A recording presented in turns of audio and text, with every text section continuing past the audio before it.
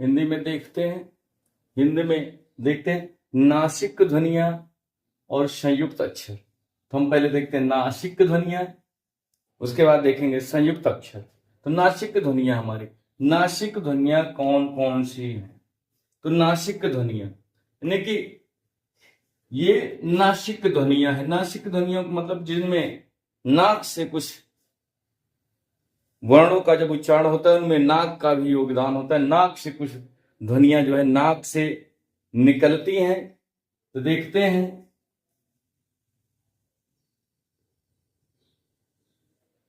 हिंदी के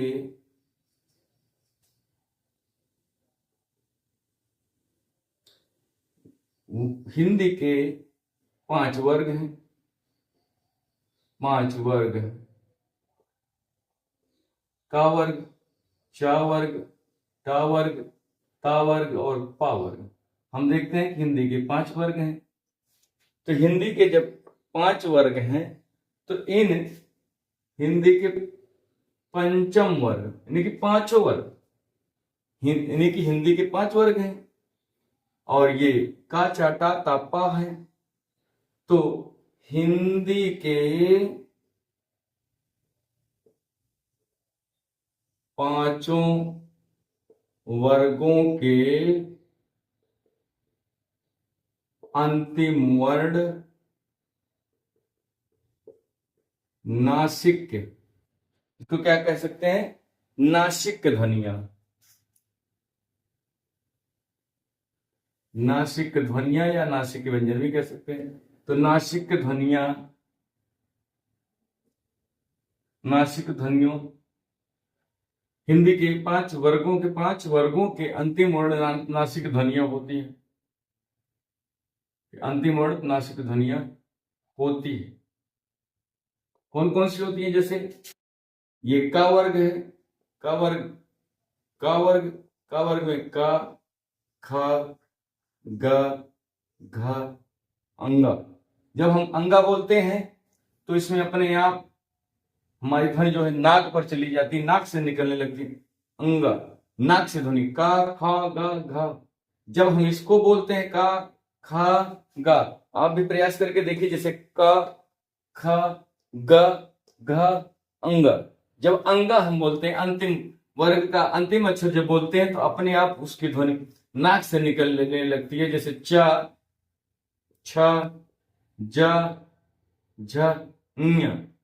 तो ये ध्वनियां अंतिम की नाक से निकलने लगती हैं। इसे नासिक ध्वनियां कहते हैं। टा, ठ, ड, ढ, अड़, अड़। तो इसको हम बोलते हैं तो नहीं निकलती, इसको जब बोलते हैं तो हमारे नाक से निकलने लगते हैं। ता, था, दा, धा, न। पा, फा, ब, भा, म। जब भी हम वर्गों के अंतिम जो 5 वर्ग हैं, 5 वर्गों के अंतिम वर्ण जब हम बोलते हैं तो हमारी ध्वनियां अपने आप स्वतः नाक से प्रभावित हो जाती हैं। इसीलिए इसको नासिक व्यंजन, नासिक ध्वनियां कहते हैं। तो नासिक ध्वनियां में हमारे हम लोग पहचान लिए कि अण, इया, अंगा, न, म। यानी कि हमारे ये 5 अंगा, इया, आड़ा, न, म। बोलकर देख लो चाहे। अंगा, अंगा, इया, आड़ा, न, म। ऐसे जो वर्ण हैं हमारे वर्गों के अंतिम 5 वर्ण जो हैं हमारे, ये नाक से निकलने वाली ध्वनियां, ये नासिक ध्वनियां कहलाती हैं। आगे देखते हैं अनुस्वार। अनुस्वार भी देख लेते हैं। अनुस्वार क्या है? अनुस्वार, अनुस्वार में क्या आता है? अनुस्वार हमारा एक ये होता है तथा अनुनासिक तथा अनुनासिक स्वर। अनुनासिक स्वर ये अनुस्वार है। अंक, अनुनासिक स्वर ये अनुस्वार, अंक तथा अनुनासिक स्वर ये चांद और बिंदी ये भी नासिक ध्वनियों में आते हैं।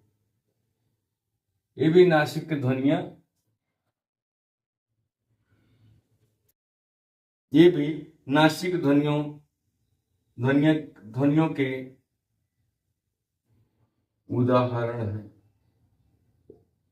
उदाहरण ये भी हमारे नासिक ध्वनियों के उदाहरण हैं। आगत व्यंजन भी कुछ होता है। आगत व्यंजन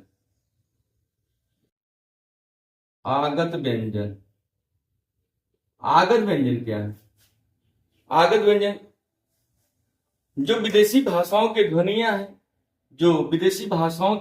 ध्वनियां हैं, वो आगत व्यंजन में आती हैं। आगत व्यंजन में हमारे आ जाएंगे क, ख, ग, ज, फ। ये देखते हैं क, ग, ज और फ। ये विदेशी भाषाओं, ये जो शब्द हैं, ये वर्ण विदेशी भाषाओं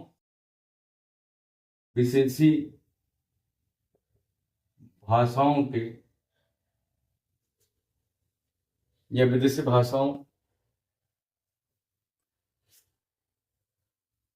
भाषाओं के वर्णों की ध्वनियां।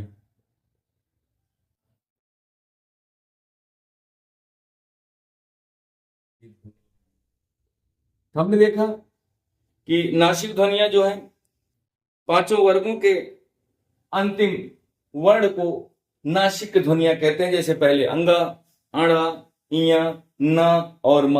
हमारे अनुस्वार भी जो है अंग और चांद जो लगा होता है और बिंदी लगी होती है, ये भी नासिक ध्वनियां हैं। आगत व्यंजन जो है ये देखते हैं क, ख, ग, ज, फ। ये जो वर्ण है ये विदेशी भाषाओं के वर्ण है। संयुक्त जो है व्यंजन, संयुक्त व्यंजन का शब्द है। संयुक्त व्यंजन का शब्द है। यानी कि कहा गया संयुक्त क्या है, तो संयुक्त जो है वो व्यंजन का शब्द है। जहां दो या दो से अधिक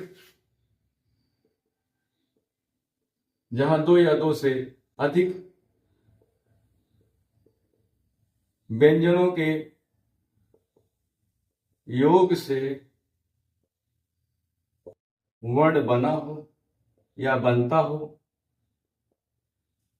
संयुक्त व्यंजन का शब्द है जहां दो या दो से अधिक व्यंजनों के योग से वर्ण बनता हो, वो वर्ण, यानी कि वो बनता हो, वो बना हुआ वर्ण, वो वर्ण संयुक्त व्यंजन होता है। संयुक्त व्यंजन होता है। हमने देखा है कि संयुक्त व्यंजन में हमारे 4 वर्ण आते हैं। श, छ, त्र, ज्ञ और स्र। छात्र, ज्ञ और स्र, ये हमारे 4 वर्ण संयुक्त हैं। ये चारों वर्ण जो है संयुक्त है। संयुक्त अक्षर कह लो, संयुक्त वर्ण कह लो, संयुक्त व्यंजन कह लो, ये चारों संयुक्त व्यंजन। संयुक्त व्यंजन हमेशा जान लीजिए कि अगर संयुक्त व्यंजन बन रहा है, क्या जो अक्षर होगा अल्प प्राण होगा का। जैसे छा का देखते हैं, छा, तो ये का धन, ये हमारा अल्प प्राण में आ जाएगा। ये भी अल्प प्राण है, इनकी दोनों अल्प प्राण है, लेकिन आवाज जो है दूसरे वर्ण की तेज आती है। जैसे इसमें धीमी सी है, इसमें तेज, त्र, प में र, त्र, तो क और श, ये हमारा छ का, छ में ये दो वर्ण संयुक्त हुए हैं, का और श। दूसरा देखते हैं त्रा। त्रा में देखते हैं क्या क्या हुआ है। इसमें देखते हैं ता और रा का योग हुआ है। ता और रा ये दोनों मिलकर संयुक्त हुए हैं, इसलिए यहां पे जो है त्रा का योग हुआ है। श ज्ञा। ज्ञा देखते हैं ज और इया। ज और इया के योग से, ये दोनों वर्णों के योग से ज्ञान संयुक्त अक्षर बना है। श्रा देखते हैं श्रा। श्र श और रा। श और रा इन दोनों के योग से श्रा का निर्माण हुआ है। यानी कि हमने देखा कि श में हमारे का और शा का योग है, त्रा में ता और रा का योग है, ज्ञा में ज और ञ का योग है, श्रा में श और रा का योग। ये आधा अक्षर कह सकते हैं इसको, आधा अक्षर का योग हुआ है इसमें।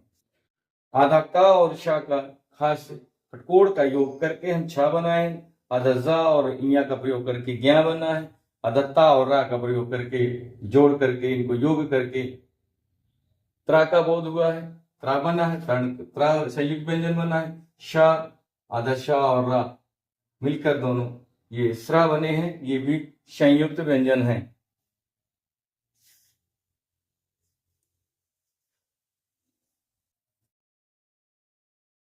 इन संयुक्त व्यंजन को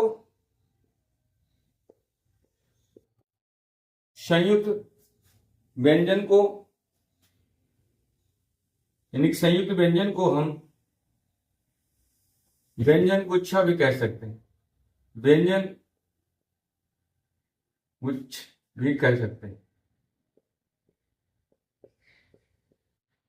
क्योंकि दो व्यंजन आके इसमें जुड़ गए हैं, गुच्छ हो गए हैं।